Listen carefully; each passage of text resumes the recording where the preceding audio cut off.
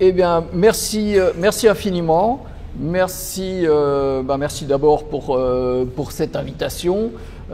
Et c'est pas seulement un remerciement de convenance, parce que et là on peut se réjouir d'intervenir juste après Martine Segou, puisque on va parler sensiblement de la même chose, mais d'une manière plus resserrée, parce que oui, cette invitation pour on va dire des traductologues et anciens traducteurs, est-ce que c'est une totale évidence?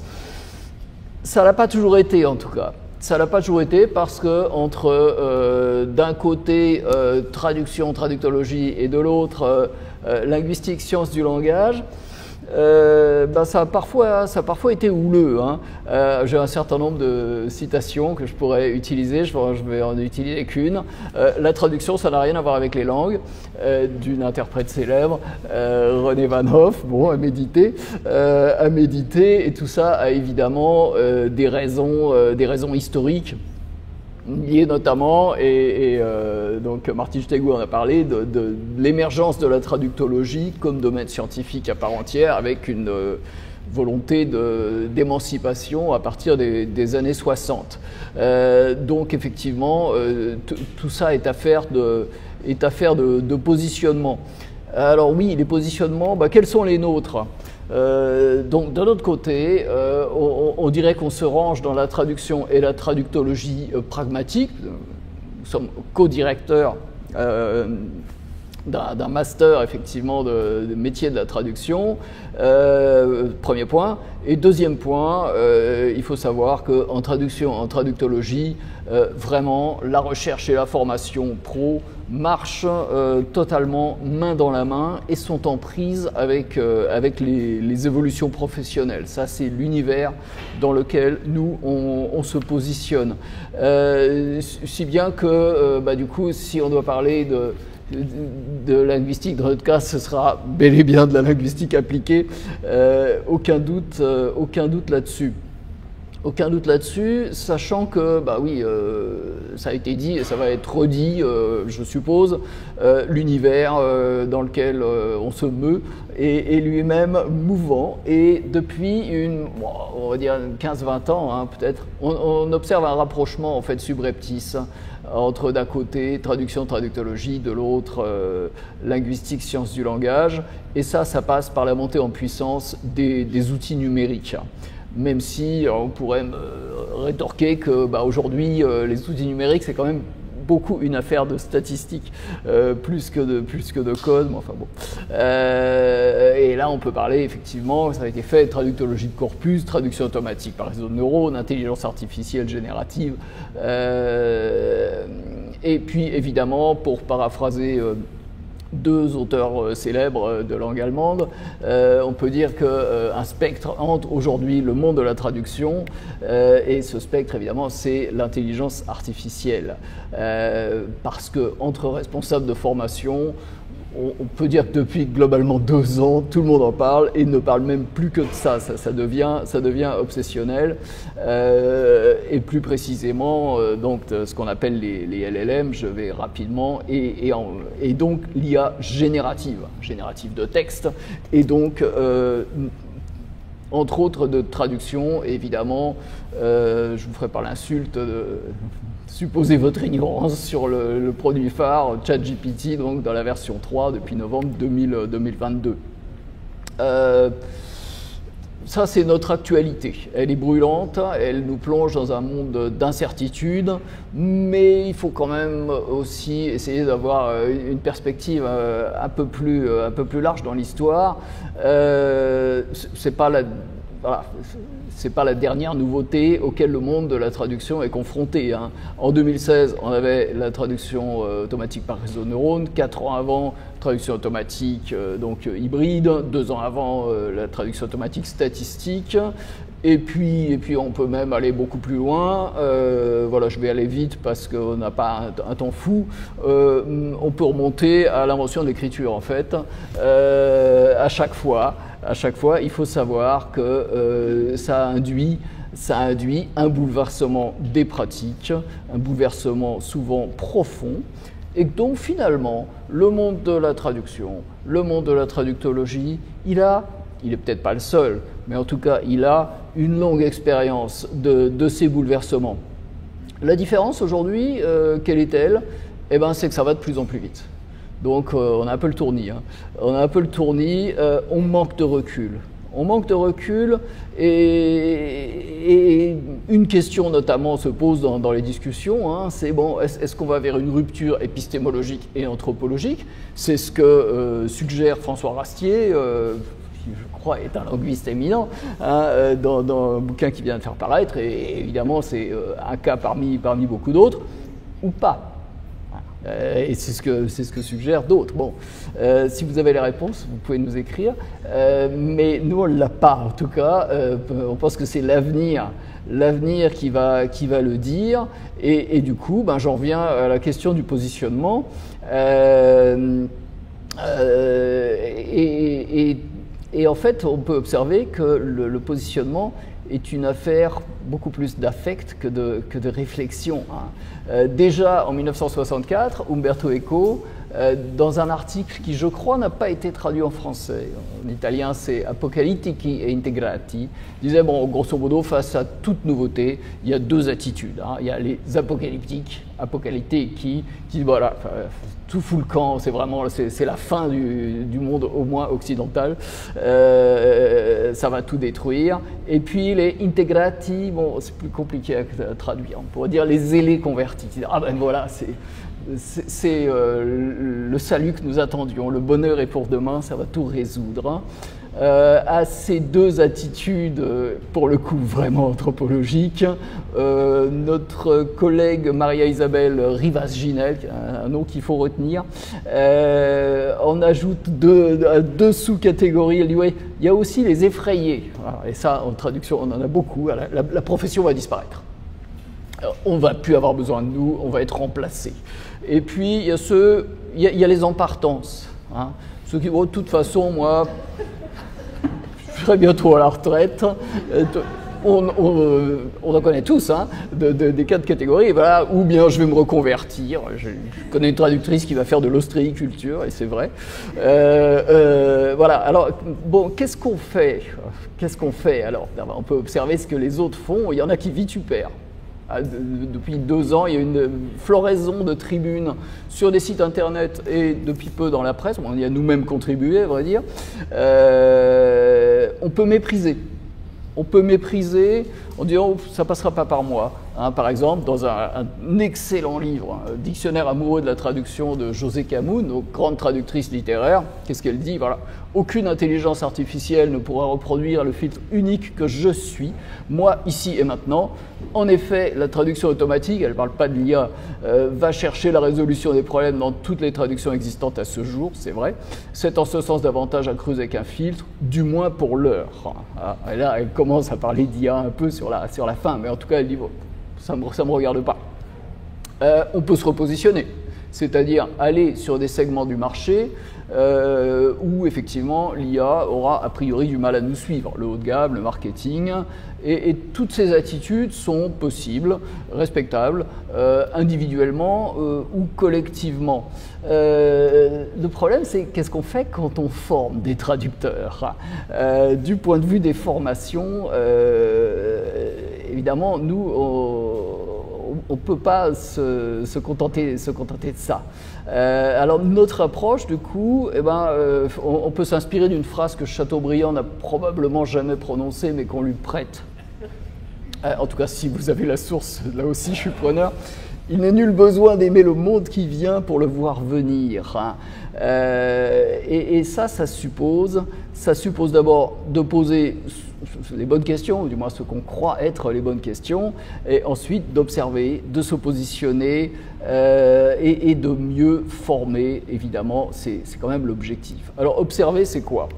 C'est observer qu'en traduction, depuis une trentaine d'années, du fait de l'émergence, enfin de la généralisation des outils informatiques, eh ben, traduction, c'est devenu l'hyperonyme d'un tas en tant que profession d'un tas de nouveaux métiers, hein, localisateur, ingénieur linguiste, chef de projet, post-éditeur, je ne vais pas tous les citer, qui viennent s'ajouter à des métiers plus anciens, traducteurs, interprètes évidemment, terminologues, mais qui sont de plus en plus outillés. Donc on a un éclatement, une diversification et c'est contre-intuitif, une montée en compétences. Maria Zimina-Poirot va vous parler du référentiel compétences du réseau EMT, de Master européen en traduction, et aussi, c'est pas complètement anodin, une importance accrue du diplôme. Observer ensuite, c'est que, bah oui, il y a un principe qui ne va pas beaucoup changer, hein, c'est qu'au bout du compte, il s'agit quand même en traduction de fournir à un utilisateur un document qui soit conforme à ses attentes, que ces attentes soient explicites ou pas, donc en termes d'exactitude, de précision, de conformité au cahier des charges, de genre, de type de texte, etc. Jusqu'à récemment, on répondait à cette tâche, pour parler comme Walter Benjamin, bon, il ne serait peut-être pas d'accord avec ce que j'ai dit.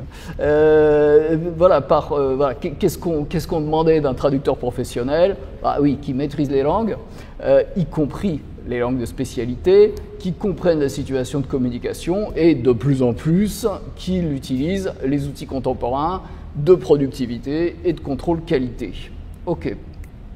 La question aujourd'hui, c'est comment est-ce qu'on peut y parvenir à l'ère de l'intelligence artificielle? Et donc, voilà, est-ce que ces réponses que je viens de donner, est-ce qu'elles ont encore cours? Comment est-ce qu'on peut faire évoluer la formation pour répondre donc aux besoins, non seulement les besoins d'aujourd'hui, mais les besoins de demain? Parce que, et ça a été dit effectivement précédemment, oui, on a une mission vis-à-vis de nos étudiants. Et pas seulement vis-à-vis de nos étudiants, on a une mission vis-à-vis de la société. Il faut qu'on justifie notre salaire, quoi. Et donc, bah, cette mission, la façon dont nous tentons d'y répondre, ben, ça va être ma collègue Maria Zimina-Poirot qui va vous la donner. Et je lui passe ce micro qu'en Belgique on appelle un Madonna.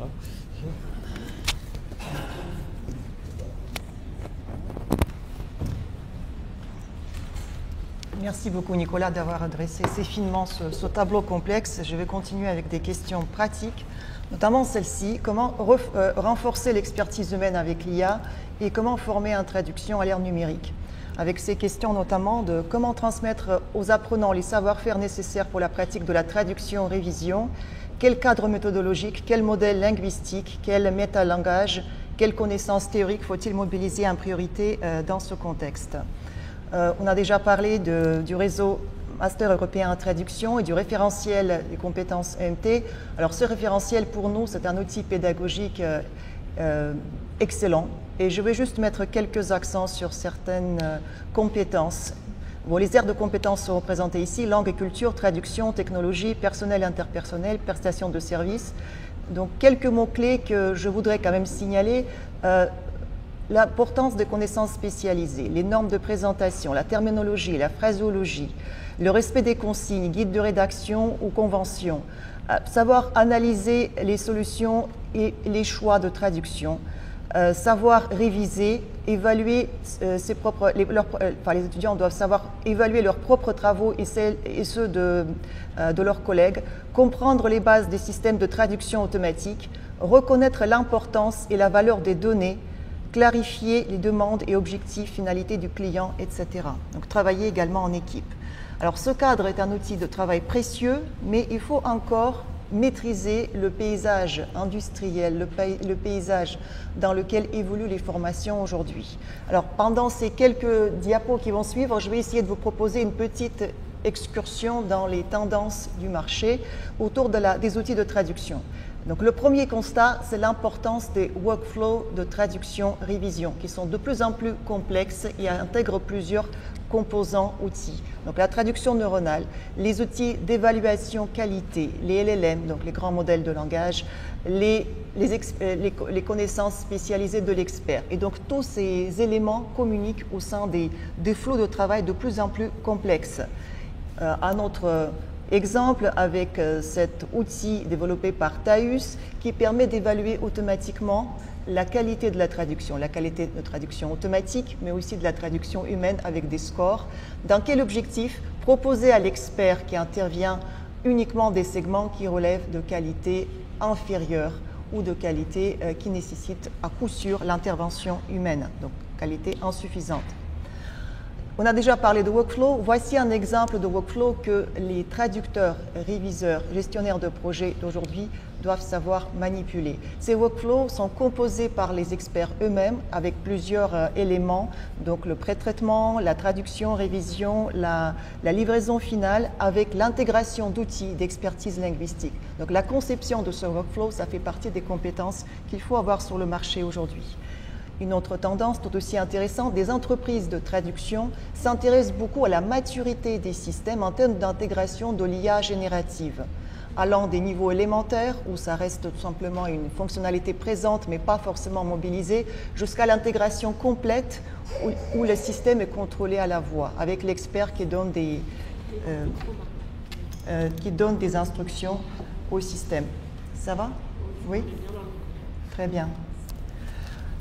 Un autre exemple avec un des partenaires de notre formation, Sistran, qui fait d'ailleurs maintenant partie de CHEPS Vision, une plateforme de traduction automatique où vous avez à la fois la traduction neuronale, les LLM, mais aussi des fonctionnalités tout aussi innovantes qui intègrent les ressources de traduction humaine, les mémoires de traduction, dans des systèmes Neural Fuzzy Adaptation où en fait on s'inspire des mémoires de traduction, de la traduction humaine pour produire en temps réel la traduction automatique qui s'appuie sur ces résultats.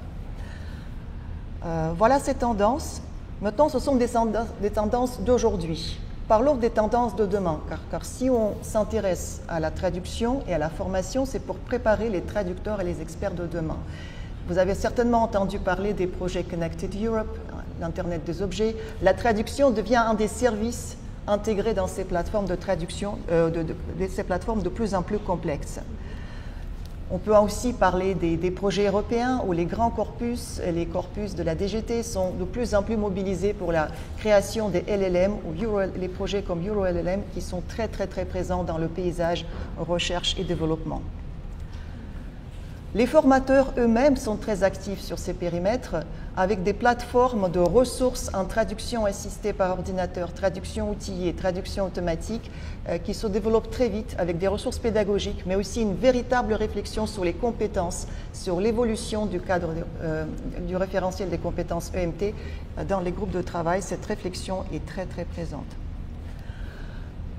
Maintenant, après avoir présenté ce paysage, avoir complété aussi la réflexion de Nicolas, je voudrais revenir à cette question de formation. Comment former les traducteurs? Vous avez compris que cette formation passe par l'intégration de la traduction automatique neuronale et intelligence artificielle générative, mais aussi une réflexion sur les pièges potentiels. Comment déjouer les pièges de la traduction automatique et prendre en compte toutes ces questions liées à la variation en traduction-révision et aussi à l'interface, l'interaction homme-machine. Pour nous, cette réflexion passe par l'introduction de nouveaux cours, des cours en littératie numérique, des cours en gestion de projet, des cours de conception, de workflow de traduction-révision et aussi une véritable réflexion dans l'équipe autour de nos collaborations. Comment fonctionner dans un workflow pédagogique, comment mobiliser les compétences, comment être complémentaire et aussi accepter à se former en permanence. En plus de l'introduction de ce nouveau cours, il faut des partenariats, car il n'y a pas de formation en traduction aujourd'hui sans outils. Donc, ces partenariats avec les industriels font partie du travail des formations aujourd'hui. Il y a aussi un lien très fort avec la recherche et le développement et aussi avec les collègues qui travaillent sur ces questions en termes de recherche. Je vais maintenant prendre quelques exemples concrets des projets que nous menons dans la formation depuis déjà quelques années avec plusieurs collègues, Nicolas Froliger, Christopher Gladhill, d'autres collègues qui contribuent activement, les collègues terminologues, spécialistes de phraséologie linguistique de corpus et traduction outillée. Donc, première étape dans la création de ces projets, c'est pouvoir s'appuyer sur des partenariats avec des clients, des donneurs d'ordre, en quelque sorte, qui acceptent à collaborer avec nous. Donc, il faut simuler un projet de traduction en mettant en place des enseignements transversaux qui développent plusieurs compétences en même temps. Initier les étudiants à l'utilisation des plateformes, mettant l'accent sur les outils, et améliorer leurs compétences traductionnelles et rédactionnelles. Vous voyez que les objectifs sont très complexes, ce qui nous mène à la réflexion à plusieurs défis présents autour de ces questions. Donc là, je m'appuie notamment sur la réflexion que nous avons menée avec mes collègues sur le projet de traduction de sites web vers l'anglais, avec ces défis que nous avons identifiés très tôt, la transversalité, la formation dans un contexte multimodal en constante évolution, la gestion d'un workflow complexe utilisant des outils et des plateformes, et aussi les questions d'évaluation. Comment évaluer nos apprenants, nos apprentis? On ne peut pas tellement se concentrer uniquement sur la qualité finale de leur production. Il faut aussi prendre du recul sur les processus et réfléchir à d'autres modèles d'évaluation, avec notamment des rapports, des présentations, etc. Donc, l'une des réponses, nous l'avons trouvée en essayant de mettre en place ce système d'optimisation du rendement qualitatif que nous avons appelé Qualitative Translation Revision Workflow. Il s'agit d'un système qui valorise aussi l'historique des révisions. Donc, l'historique des révisions englobe la réflexion sur la spécialisation des modèles de traduction automatique et les premières étapes de traduction avec des outils, mais aussi tout le travail sur la gestion de la révision avec des consignes formulées par l'enseignant à chaque étape. Donc, l'historique des révisions est au cœur de ce dispositif. Vous avez ici une présentation rapide de quelques ressources pédagogiques. Donc ça, c'est la présentation du projet allant des premières étapes d'audit jusqu'à la livraison finale, en passant aussi par les tâches de révision, réflexion sur la terminologie, les échanges avec le client, et puis toutes les phases de gestion de projet jusqu'à la livraison. Donc ça, c'est un tout petit peu la vue côté étudiant. Mais pour mener ce type de projet, comme j'ai déjà expliqué, il faut aussi des aides solides, des collaborations avec les spécialistes en traitement automatique des langues et notamment un véritable soutien des institutions autour de mise en place des plateformes.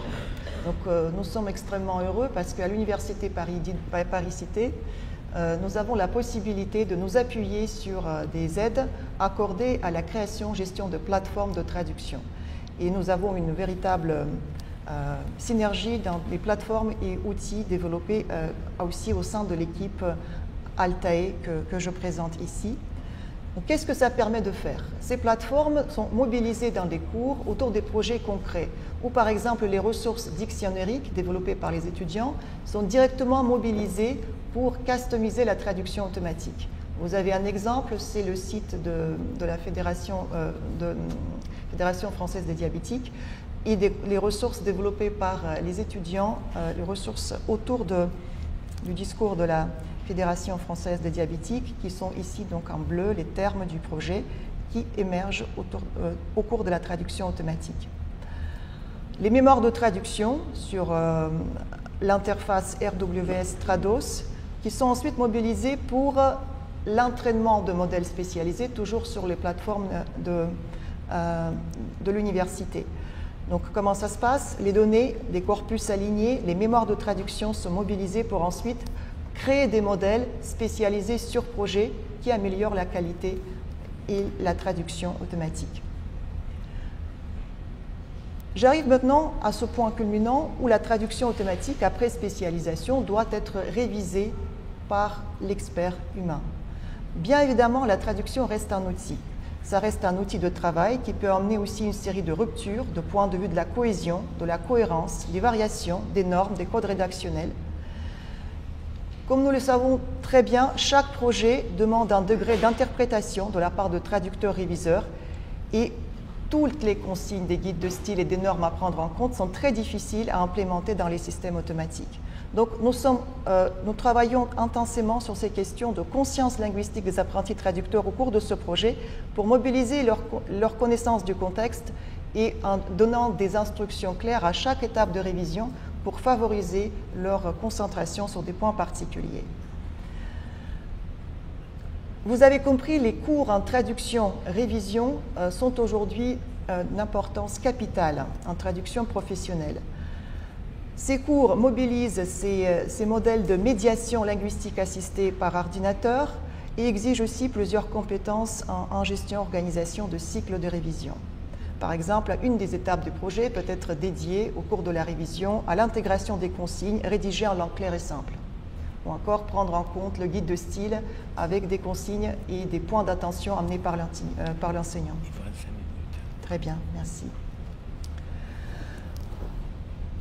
Je vais donner quelques illustrations à la fin. Donc, j'ai déjà parlé de l'historique de révision. Vous avez ici un exemple d'un projet qui impliquait la traduction de certaines pages du site de l'université avec ce segment aménagement d'études qui, dans la première version automatique, est traduit par Educational Development. Et vous avez pu voir qu'au cours de l'évolution, au cours de la révision, on termine avec Planning Your Studies, et c'est le segment qui est actuellement sur le site de l'université, donc issu de la discussion et médiation au cours du projet.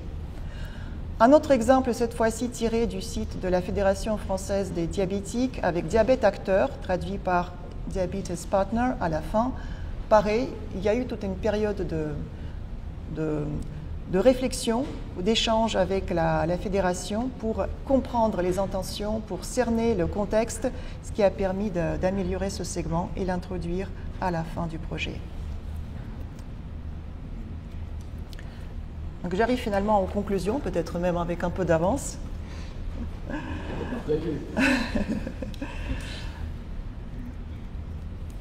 Donc nous pouvons les faire ensemble, Nicolas. Donc je vais commencer sur les. Donc la première chose que nous avons essayé de montrer au cours de cette démonstration pratique, c'est l'importance de l'interaction de l'expert avec les outils automatiques dans les processus de collaboration et de supervision qui devraient répondre à ces critères de traçabilité et reproductivité. Donc nous sommes toujours sur ces questions de traduction augmentée, traduction qui augmente l'expert, ses connaissances, plutôt que, augmente l'expert au cours du travail plutôt que le remplace. Les outils de traduction assistés par ordinateur doivent être intégrés dans un workflow de traduction et révision structuré et efficace. Qu'est-ce que ça implique? Ça implique toute une réflexion en amont sur les étapes à suivre en cours et le résultat de chaque étape qui peut être consigné aussi dans une sorte de livrable qui est donc l'historique de révision analysé par les apprenants. Les processus de médiation assistés par intelligence artificielle générative doivent intégrer des outils de révision pour permettre à l'humain de vérifier et de modifier les textes générés. Donc il est très important que chaque outil soit accompagné par une forme d'interface de révision. Si on met s'il n'y a pas de véritable couplage entre l'expertise humaine et la traduction automatique, la propagation de textes de mauvaise qualité est vertigineuse. Donc c'est à l'expert de garantir une forme d'hygiène textuelle, c'est-à-dire la qualité, la clarté, la fiabilité de textes générés avec apport des outils de traduction automatique et intelligence artificielle générative. Donc quelques accents: workflow de traduction, protocole de collaboration et l'importance des outils de révision dans les workflows de plus en plus complexes qu'il faut savoir gérer et structurer. Nous avons réfléchi à ces questions, notamment dans notre travail sur la nouvelle maquette de la formation, Master et Industrie de la langue et traduction spécialisée. Vous avez ici quelques exemples des cours, des UE que nous sommes en train de détailler ensuite. Traduction spécialisée, avec les compétences de base en traduction-rédaction, industrie de la langue, tous les métiers de la traduction-communication, projet de traduction intégrée, c'est un peu ce que j'ai essayé de vous présenter aujourd'hui, les approches théoriques et pratiques qui intègrent les cours de traduction-révision, traduction automatique et intelligence artificielle, analyse de données, théorie et pratique de la traduction. J'aurais dû commencer par cette partie. Et ces connaissances théoriques sont appliquées par les jeunes traducteurs au sein de leur projet de fin d'études, qui intègre plusieurs volets, recherche documentaire, terminologie, traduction, et bien sûr la pratique, les activités en entreprise avec l'alternance et les stages. Certainement, Nicolas, j'ai oublié beaucoup de choses, donc tu voudras peut-être compléter. Il ne reste que 8 secondes. Mais tu peux les utiliser. Oui, simplement pour dire qu'effectivement, s'il y avait une chose à retenir de tout ce que nous avons essayé de dire, c'est qu'on n'est effectivement pas dans une logique de remplacement, Maria-Zibina Poirot l'a très bien dit, mais une logique de prolongation. Et que finalement, c'est la définition même de l'objet technique qui est là. Hein. Un objet technique, c'est tout ce qui prolonge la main humaine. Et ben on est encore dans la poursuite de ça aujourd'hui sur des questions effectivement qui sont aujourd'hui posées par l'intelligence artificielle. Et je n'en dirai pas plus.